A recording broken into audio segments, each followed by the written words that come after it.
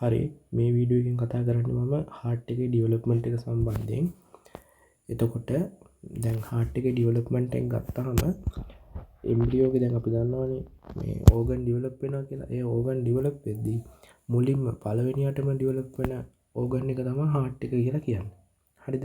ඊට පස්සේ මේක ආරම්භ වෙන්නේ middle of the third week. ඒ කියන්නේ third week එකේ මැද හරියදී තමයි මේක ආරම්භ වෙන්නේ. before folding embryo මම අර කියලා දුන්නානේ lateral folding සහ මේ cephalocaudal folding කියලා. ඒ folding වෙන්න කලින් තමයි මේ heart එක ඇති වෙන්නේ. ඒ වගේම මේ heart එක ඇති වෙන්නේ splanchnic mesoderm එකෙන්. හරි. splanchnic mesoderm කියන්නේ මොකක්ද කියලා ඔයාලා මේ විදිහට දන්නවා. ඊගාවට මේක develop වෙන්නේ endocardium එකේ ඉඳන් epicardium එකට. ඒ කියන්නේ ඇතුලේ ඉඳන් එළියට තමයි develop වෙන්නේ. හරිද? එතකොට heart එකේ layers ගත්තාම එළියෙන්ම තියෙනවා මොකද්ද? එපිකාඩියම් එක, ඊට පස්සේ මයෝකාඩියම් එක, ඊට පස්සේ එන්ඩෝකාඩියම් එක. heart එක develop වෙන්නේ ඇතුළේ ඉඳන් එළියට. ඒ කියන්නේ එන්ඩෝකාඩියම් එකේ ඉඳන් එපිකාඩියම් එක දිහාවට තමයි heart එක develop වෙන්නේ. එතකොට මෙන්න මේ මූලික කරුණු හතර මුලින්ම දැනගෙන ඉන්න ඕනේ. හරි. ඊට පස්සේ අපි යන් heart tube එක ගැන. ඊට පස්සේ මේකෙත් දැනගන්න ඕනේ heart tube එක ගැන ගත්තාම මේකෙදි ඔයාලා දැනගෙන ඉන්න ඕනේ දේවල් තමයි heart tube එකේ තියෙන කොටස් මොනවද? ඒ එක එක කොටස් වලින් ඇතිවන ස්ට්‍රක්චර්ස් මොනවද කියලා. හරි? ඒ ටික දැනගෙන ඉන්න ඕනේ. එතකොට මේ මුලින්ම තියෙනවා මේකේ parts ටික. එතකොට heart tube එකේ parts මොනවද කියලා ලියන්න આવොත් එතකොට ලියන්න ඕනේ අප මොනවද? truncus arteriosus, bulbus cordis, primitive ventricle, primitive atria, sinus venosus. ඔන්න ඔය parts පහ තමයි heart tube එකේ කොටස් පහ. හරි. ඊට පස්සේ දැනගෙන ඉන්න ඕනේ දේ තමයි ඔය එක එක කොටසින් ඇතිවන ස්ට්‍රක්චර්ස් මොනවද කියලා දැනගෙන ඉන්න ඕනේ. හරි. අපි බලමු මුලින්ම මේ heart tube එකේ parts ටික. පළවෙනි එක truncus arteriosus. මේ මම කොළ පාටින් ඇඳලා තියෙන්නේ. ඒක තමයි truncus arteriosus කියලා කියන්නේ. හරිද? ඊට පස්සේ මැද තැඹිලි පාටින් ඇඳලා තියෙන එකට අපි කියනවා conus cordis කියලා. conus cordis කියලා. ඊගාවට අර proximal 1/3 කියලා තියෙන තැන ඒකින් තමයි right ventricle එක ඇති වෙන්නේ. හරි.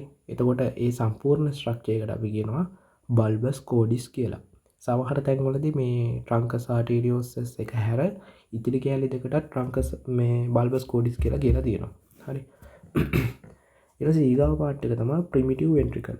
primitive ventricle ඕකෙන් තමයි ventricles ඇති වෙන්නේ. ඊගාවට primitive atria. primitive atria heart එකේ atria parts ඇති වෙන්න දායක වෙන්නේ මේක. ඊගාවට අන්තිම එක තමයි sinus venosus. හරි. එතකොට මෙන්න මේ අතර තියෙන පොඩි සිදුරු වගේ. ඒවැ විශේෂ නම් තියෙනවා ඒවට. මේ පළවෙනි සිදුරට අපි කියනවා bulbo ventricular sulcus කියලා. bulbo ventricular sulcus කියලා කියනවා. හරි. ඒක තමයි primary interventricular foramen එක විදිහට ක්‍රියා කරන්නේ. ඒ කියන්නේ ventricle දෙක අතර තියෙන සිදුර. ventricle දෙක අතර තියෙන සිදුර වශයෙන් ක්‍රියා කරන්නේ primary interventricular foramen එක. හරි. ඊගාව සිදුර තමයි atrioventricular canal එක. නැත්තම් කියනවා atrioventricular orifice එක. හරි. ඒ කියන්නේ atria සහ ventricle අතර තියෙන සිදුර. ඊගාවට තියෙනවා sinoatrial orifice the atria කියලා. හරි. sinoatrial orifice the atria. ඒ කියන්නේ atrium දෙක අතර කියන්නේ right and left atria දෙක අතර තියෙන සිදුර. හරි. අපි දැන් බලන්න යන් මේ එක එක parts වලින් හැදෙන්නේ මොනවද කියන එක. පළවෙනි එක truncus arteriosus. truncus arteriosus එකෙන් හැදිලා තියෙනවා මොකද්ද? root of the proximal part of the aorta and pulmonary trunk. ඒ කියන්නේ aorta එකේ pulmonary trunk එකේ root එක. ඒ කියන්නේ ආරම්භක ස්ථාන හැදෙන්නේ මෙන්න මේ truncus arteriosus කියන එකෙන්. ඊගාව එක conus cordis. conus cordis එකෙන් හැදිලා තියෙනවා මොකද්ද? outflow tract of the both ventricle.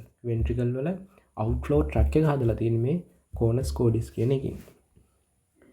ඊගාවට proximal 1/3 of the bulbus cordis. ඒ කියන්නේ මෙන්න මේ කහ පාටින් ලකුණු කරලා තියෙන්නේ. ඒකෙන් හැදෙන්නේ මොකක්ද? trabeculated part of the right ventricle. trabeculated part of the right ventricle.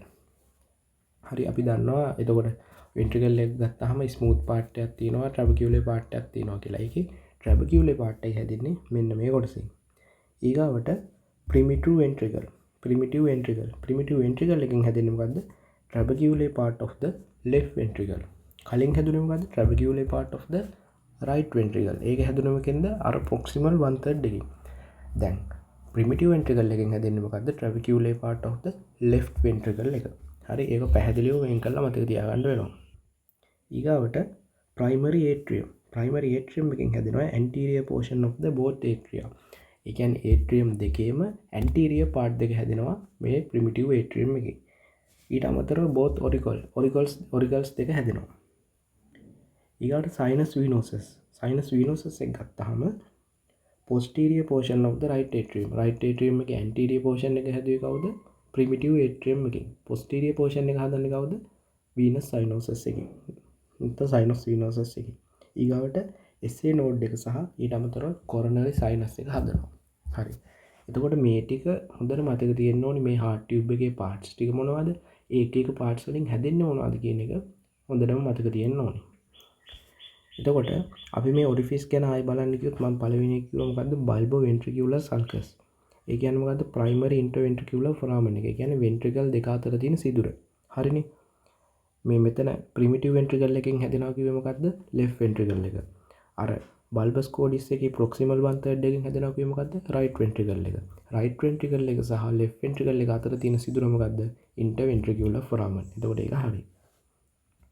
ඊට පස්සේ atrioventricular canal එක නැත්තම් orifice එක. ඒ කියන්නේ මොකද්ද? atrium සහ ventricle අතර තියෙන සිදුර. හරිනේ. ඒ අතර තමයි සිදුර තියෙන්නේ. ඊගාවට sinoatrial orifice of the atria. ඒ කියන්නේ atria දෙක අතර තියෙන සිදුර. හරි. එතකොට ඔයාලා හොඳටම මේ කොටස් ටික දැනගෙන ඉන්න ඕනි. ඒ එක කොටසින් ඇති වෙන්නේ මොනවද කියන එක දැනගෙන ඉන්න ඕනි. එතකොට දැන් හිතෙන්න පුළුවන් දැන් මේ primitive atria එකෙන් anterior part දෙක ඇති වෙන්නේ. මේ atrium දෙකේම. එතකොට මම කිව්වා right atrium එකේ posterior part එක හදන්නේ මෙන්න මේ sinus venosus එකෙන් කියලා. ඒක කොහොමද කියලා හිතෙන්න පුළුවන්. ඒක වෙන්නේ මෙන්න මේ sinus venosus කියන එකේ right part එක මොකද වෙන්නේ? උඩට යනවා. හරි. right atrium එකෙන් පිටිපස්සට යනවා. මෙන්න මෙහෙට පිටිපස්සට යනවා. අන්න ඒ විදිහට තමයි posterior part එක හදන්නේ. මම animation video එකකුත් දාන්නම් ඒක හැදෙන විදිය. එතකොට තේරුම් ගන්න පුළුවන්. හරි. ඊගාවට මේ heart development වෙන එකේ පොඩි අවුලක් තියෙනවා. dextrocardia කියලා. ඒ කියන්නේ heart එක තියෙන්න ඕනේ සාමාන්‍යයෙන් left side එකට බරවනේ. right side එකට බරව හැදෙන එක තමයි dextrocardia කියලා කියන්නේ. එතකොට ඒක ඔස්පියක් වගේ තියෙන්න පුළුවන් මේ වගේ මේ x-ray එකක් එහෙම දාලා. එතකොට මේක ඇති වෙන්න පුළුවන් ආකාර දෙකකට. හරි. එකක් තමයි situs inversus කියලා කියන්නේ. situs inversus කියලා කියන්නේ ඇඟේ තියෙන සියලුම organ ටික ප්‍රතිවිරුද්ධ පැත්තටයි තියෙන්නේ. ඒ කියන්නේ සාමාන්‍ය බොඩි එකක mirror image එකක් වගේ තමයි. තියෙන්න ඕනි පැත්තට ප්‍රතිවිරුද්ධ පැත්තට තමයි තියෙන්නේ. හරි. එතකොට සියලුම ඇඟේ organ ටික ඒ විදිහට තමයි තියෙන්නේ. අනිත් එක තමයි heterotaxy කියන එක. ඒකෙදි වෙන්නේ සමහර organ විතරක් ප්‍රතිවිරුද්ධ පැත්තට තියෙනවා. සමහර organ සාමාන්‍ය පැත්තට තියෙනවා. ඒතකොට ඔය හේතුන් දෙක නිසාම dextrocardia ඇති වෙන්න පුළුවන්. හරි. ඊගාවට අපි බලන්න යන්නේ primitive atrium division නැත්නම් අර septal division කියලා කියන්නේ septum ඇති වෙන එක. ඒක ගැන තමයි බලන්න යන්නේ. එතකොට මම මේ heart එක ඇඳලා තියෙනවා. heart එක ඇඳලා තියද්දි මම මේ තැඹිලි පාටින් ලකුණු කරලා තියෙනවා මොකක්ද? septum primum කියලා එකක්. දැන් heart එක හැදෙන මුල් කාලේදී කියන්නේ 4th week එකේ වගේ වෙද්දි ඔය superior part එක තියෙන atria වල උඩම හරිය ඔන්න ඔය හරිය ඉඳන් පහළට ඇති වෙන පොඩි septum එකක්. ඒකට අපි කියනවා septum primum කියලා. හරිද? ඒ වගේම ඒ කාලෙදී හරි කියන්නේ 4th week එකේදීම ඇති වෙන තව එකක් endocardial cushion කියලා එකක්. හරි. endocardial cushion කියලා එකක් ඇති වෙනවා. මොකක්ද උනේ? atria වල උඩ පාට එකෙන් ඇති වුණා septum primum කියලා septum එකක්. පහළ endocardium cushion කියලා එකක් තියෙනවා. එතකොට මේ දෙක අතර තියෙන සිදුරට අපි කියනවා ostium primum කියලා. හරි. ඒ දෙක අතර තියෙන සිදුරට අපි කියනවා ostium primum කියලා. හරි. එතකොට මෙන්න මේ endocardium cushion එක ගත්තාම ඒක වැදගත් වෙනවා atrial septa develop වෙන්න. ඒ වගේම AV canals සහ AV valves ඇති වෙන්න දායක වෙනවා. ඊට පස්සේ aortic and pulmonary channels ඇති වෙන්න දායක වෙනවා. ඊට පස්සේ membranous part of the ventricular septum එක ඇති වෙන්නත් දායක වෙනවා. එතකොට endocardial cushion එකෙන් හැදෙන්නේ මොනවද කියලා අහුවොත් මේ ටික මතක තියෙන්න ඕනේ. එතකොට මේවා මොනවද කියලා මම ඉස්සරහට කියන්නම්. දැනට මතක තියාගන්න මෙන්න මේවා අතර තමයි හැදෙන්නේ එන්ඩෝකාඩියල්. හරි. එතකොට මේ එන්ඩෝකාඩියල් කුෂන් එක දිහා මම මේ විදියට සයිඩ් එකකින් හැරලා බැලුවොත් ඇත්තටම පේන්නේ මෙන්න මේ විදියට. මේ සිදුර තියෙන්නේ මෙන්න මේ සිදුර තියෙන්නේ මෙන්න මේ සෙප්ටම් ප්‍රයිමම් කියන එක දෙපැත්තෙන් මේ එන්ඩෝකාඩියල් කුෂන් එකට සම්බන්ධ වෙලා තමයි මේ සිදුර තියෙන්නේ. හරි. එතකොට මම ඒක කිව්වේ දැනගන්න විතරයි මම කිව්වේ. අත්‍යවශ්‍ය දෙයක් නෙවෙයි. එතකොට මේක දැනගන්න ඕනේ මොකද්ද? සෙප්ටම් ප්‍රයිමම් එක තියෙනවා, එන්ඩෝකාඩියල් කුෂන් එක තියෙනවා. ඒ ඇති වෙන්නේ 4th week එකේදී. එතකොට මේ දෙක අතර තියෙන සිදුරට අපි කියනවා ඔස්ටියම් ප්‍රයිමම් කියලා. ඊට පස්සේ වෙන වැඩේ තමයි මේ එන්ඩෝකාඩියල් කුෂන් එක තියෙනවානේ. ඔය එන්ඩෝකාඩියල් කුෂන් එක මොකද වෙන්නේ? උඩට වර්ධනය වෙන්න ගන්නවා. ඒ උඩට වර්ධනය වීම නිසා මොකද වෙන්නේ? අර ඔස්ටියම් ප්‍රයිමම් කියන සිදුර මොකද වෙන්නේ? වැහිලා යනවා. වැහිලා ගිහිල්ලා අර සෙප්ටම් ප්‍රයිමම් එකේ උඩ හරිය කොටසක් රප්චර් වෙලා තව සිදුරක් හදනවා. අපි ඒකට කියනවා ඔස්ටියම් සෙකන්ඩම් කියලා. ඔස්ටියම් සෙකන්ඩම් කියලා. හරි. මේ රූපේ බලන්නකෝ. දැන් බලන්න පහළ තිබිච්ච ඔස්ටියම් ප්‍රයිමම් එක වැහිලා ගියා මේ එන්ඩෝකාඩියල් කුෂන් එක වර්ධනය වීම නිසා. ඊට පස්සේ වෙන්නේ මොකද්ද? අර සෙප්ටම් ප්‍රයිමම් එකේ කොටසක් කැඩිලා ගිහිල්ලා මොකක් වුණාද? ඔස්ටියම් සෙකන්ඩම් බවට පත් වුණා. ඊට පස්සේ තව සෙප්ටම් එකක් ඇති වෙනවා. අපි ඒකට කියනවා සෙප්ටම් සෙකන්ඩම් කියලා. හරි. මේ බලන්න. දැන් අපේ මෙහෙම හැදිච්ච ඔස්ටියම් සෙකන්ඩම් එක තියෙනවා. ඊට මෙහා පැත්තෙන් හැදෙනවා මොකද්ද? සෙප්ටම් සෙකන්ඩම් කියලා එකක්. හරිද? අපි එතකොට ඒක දිහා මේ පැත්තෙන් බැලුවොත් අපිට පේන්නේ මේ විදිහට. මේ රූපේ විදිහට තමයි පේන්නේ. මොකද පහලින් අපිට සෙප්ටම් ප්‍රයිමම් එකේ කැලලක් පේනවා. අපි මේ පැත්තෙන් බැලුවොත් අපිට පේන්නේ ඒක මෙන්න මේ විදිහට. හරි. ඊට පස්සේ වෙන වැඩේ තමයි අර සෙප්ටම් ප්‍රයිමම් එකේ මොකක්ද? සෙප්ටම් ප්‍රයිමම් එකේ අපර් පාර්ට් එක ගැලවිලා යනවා. හරි. අපර් පාර්ට් එක ගැලවිලා යනවා. එතකොට අපර් පාර්ට් එක ගැලවිලා ගියාට පස්සේ දැන් මේ තියෙන සිදුරට අපි විශේෂ නමක් කියනවා මොකක්ද? ෆොරාමන් ඕවාලේ කියලා. හරි.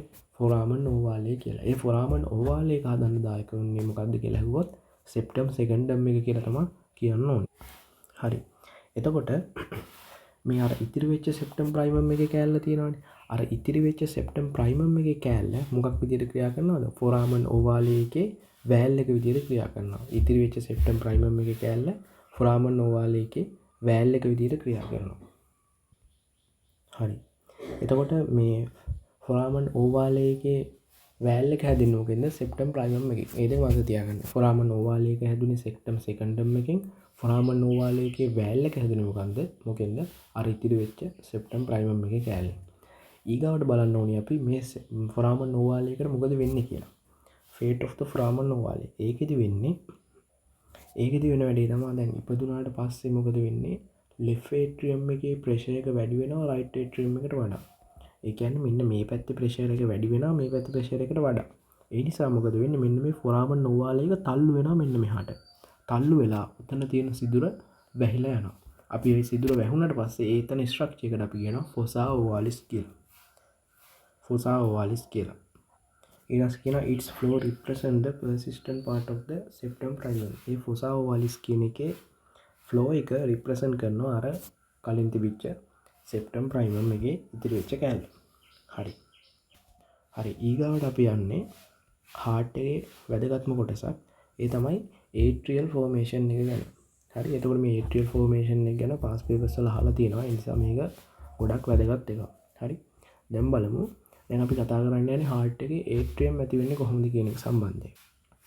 එතකොට අපි මුලින්ම බලමු right atrium එක ඇති වෙන්නේ කොහොමද කියලා. එතකොට අපි කිව්වා අපි heart tube එකේ මුලට ගියොත් මම කිව්වා මොකක්ද? primitive atrium වලින් ඇති වෙනවා කියලා. මොකද්ද? anterior portion of the both atria. ඒ කියන්නේ left atrium එකේ right atrium එකේ දෙකේම anterior portion එක ඇති වෙන්නේ මොකෙන්ද? අර primitive atrium කියන එකෙන්. එතකොට right atrium එක ගත්තත් එයාගේ anterior portion එක හදන්නේ කවුද? එතකොට primitive atrium කියන එකෙන්. posterior portion එක හදන්නේ කවුද? මම ඉස්සෙල්ලා කිව්වා sinus venosus එකේ right part එකට. අපි ඒකට කියනවා right horn එක කියලා. එතකොට posterior portion එක හදන්නේ කවුද?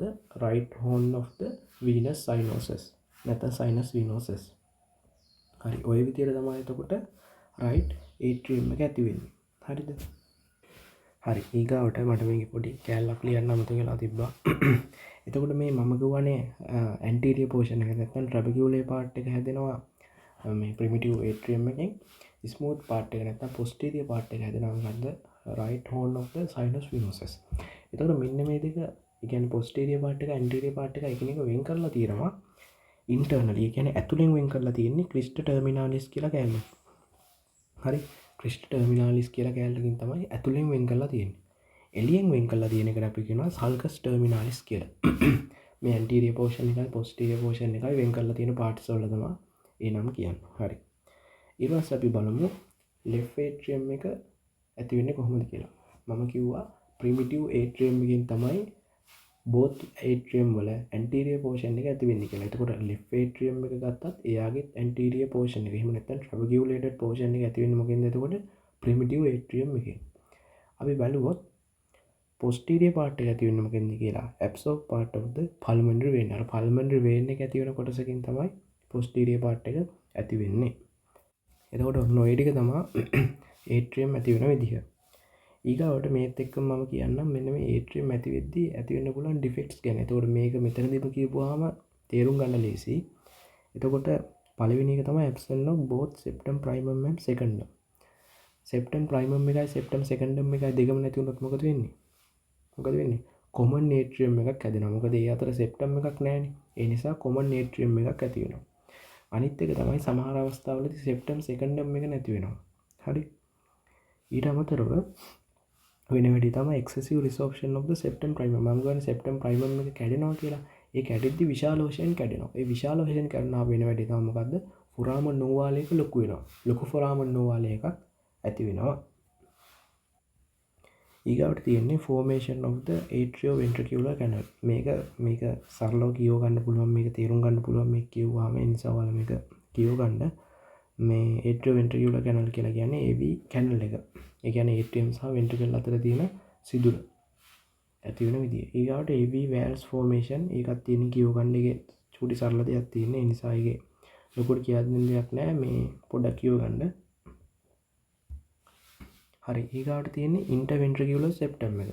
මේකත් ගොඩක් වැදගත්. interventricular septum කියලා කියන්නේ ventricles දෙක අතර තියෙන septum එක. ventricle දෙක එකිනෙක වෙන් කරලා තියෙන wall එක. ඕකේ parts දෙකක් තියෙනවා. එකක් තමයි muscular part එක, අනිත් එක කියනවා අපි membranous part එක කියලා. එතකොට මුලින්ම ඇති වෙන්නේ මොකක්ද කියලා බැලුවොත් මුලින්ම ඇති වෙන්නේ muscular part එක. හරි. හරි. මුලින්ම ඇති වෙන එක තමයි muscular part එක. ඊට පස්සේ ඇති වෙන්නේ membranous part එක. ඒතකොට හොඳට මතක තියාගන්න interventricular septum එකේ මුලින්ම ඇති වෙන්නේ muscular part එක. ඊට පස්සේ තමයි මොකද්ද membranous part එක ඇති වෙන්නේ. හරි. එතකොට මේ membranous part එක හැදෙන්නේ මොකෙන්ද? ඒ කියන්නේ මේ membranous part එක හැදෙන්නේ මොකෙන්ද කියලා බැලුවොත් එකක් දායක වෙනවා endocardial cushion එක. ඒ කියන්නේ මේ membranous part of the interventricular septum එක හදන්න දායක වෙන එක part එකක් තමයි අර මම කියපු endocardial cushion එක. endocardial cushion එකේ right side එක.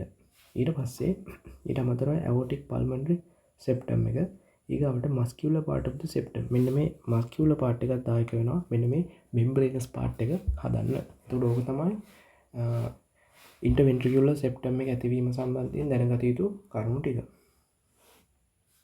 හරි. ඊගාවට අපි බලන්නේ මේ ventricular septum ආශ්‍රිතව ඇතිවන diseases ගැන. එතකොට මේවට කියනවා Rowles disease කියලාත් කියනවා. හරි.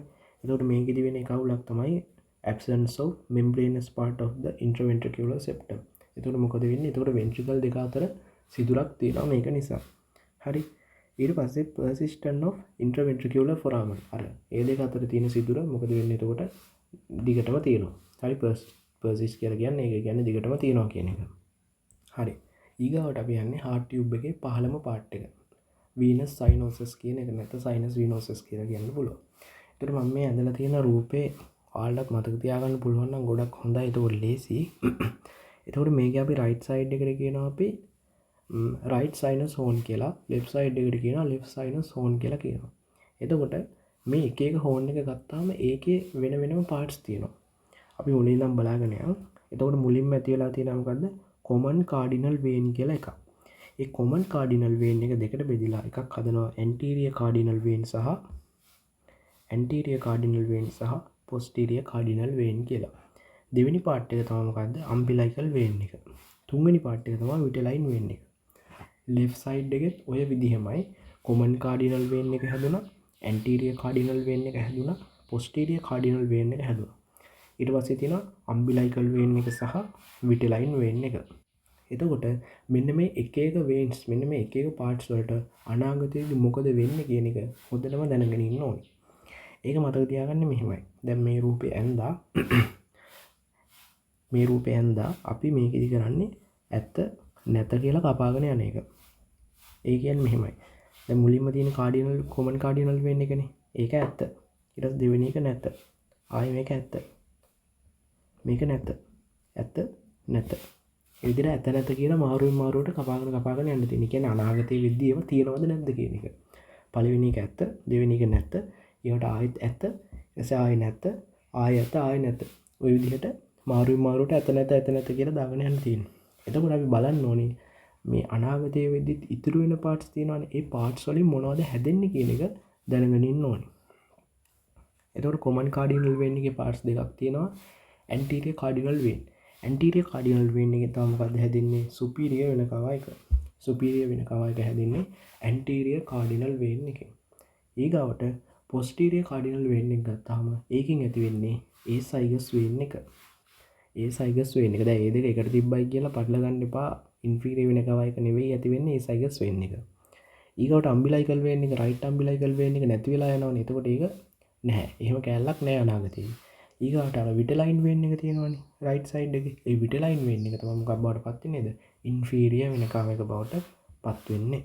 එතකොට ඔය කිව්වම රයිට් සයිනස් හෝන් එකේ වෙන දේවල් ටික. ලෙෆ්ට් සයිනස් හෝන් එකට ගියාම ඒකෙදි විටලයින් වෙන් එකක් නැති වෙලා ගිහිල්ලා කොමන් කාඩිනල් වෙන් එකක් නැති වෙලා ගිහිල්ලා. ඉතිරි වෙලා තියෙන්නේ මොකද්ද? ලෙෆ්ට් සයිඩ් එකේ අම්බිලයිකල් වෙන් එක. අන්න ඒක තමයි මොකක් බවට පත් වෙන්නේද? අම්බිලයිකල් වෙන් එක බවට පත් වෙන්නේ. අම්බිලයිකල් වෙන් එක බවට පත් වෙන්නේ. ඊට පස්සේ මේ ලෙෆ්ට් සයිනස් හෝන් එක ගත්තාම ඒක දායක වෙනවා මොකද්ද? කොරොනරි සයිනස් එක හදන්න සහ ඔබ්ලික් වෙන් of the left atrium කියන එක හදන්න. හරි. එතකොට අපි කතා කරලා heart tube එකේ parts මොනවද? heart tube එකේ parts මොනවද? ඒ එක එක parts වලින් හැදෙන්නේ මොනවද කියන එක බැලුවා. ඊට පස්සේ atrium හැදෙන එක කතා කරා. interventricular septum එක හැදෙන විදිය කතා කරා. ඊළඟට venous cyanosis ගැන කතා කරා. ඊට පස්සේ තියෙන්නේ දැන් මම අර atrium ventricle කතා කරද්දී ඒ හරියේ තියෙන ඒකට අදාළ ඩිෆෙක්ට් ටික කිව්වනේ. එතනදී කිව්වේ නැති අමතරව තියෙන ඩිෆෙක්ට් ටිකක් තියෙනවා. දැන් ඒ ටික තමයි කියන්න යන්නේ. මේ ටික නිකන් කියවගත්තාම හොඳටම ඇති. එකක් තමයි pulmonary stenosis. ඒක ඔය කවුද දන්නවා. ඊට පස්සේ මේ right ventricular hypertrophy as a overriding of aorta කියන්නේ මේ ventricle දෙකෙන්ම aorta එකට blood එනවා කියන එක. ඊගවට persistent of truncus arteriosus. persistence of truncus arteriosus. ඒ කියන්නේ truncus arteriosus එක දිගටම තියෙනවා. ඒ නිසා මොකද වෙන්නේ? අර පොදු outflow එකක් හැදිලා systemic circulation එක, pulmonary circulation එක, coronary circulation එක ඔක්කොම එකකින් යනවා. මේ රූපේ බලපුවාම මේක තේරෙනවා. ඊගාව එක තමයි transposition of great arteries. ඒ කියන්නේ අර දෙපැත්ත මාරු වෙලා. ඒ කියන්නේ සාමාන්‍යයෙන් right ventricle එක open වෙන්නේ මොකේද? අපි දන්න pulmonary trunk එකනේ open වෙන්න ඕනේ. ඊට පස්සේ left ventricle එක open වෙන්නේ aorta එකනේ. ওই දෙක මාරු වෙනවා. හරි. ওই දෙක මාරු වෙනවා.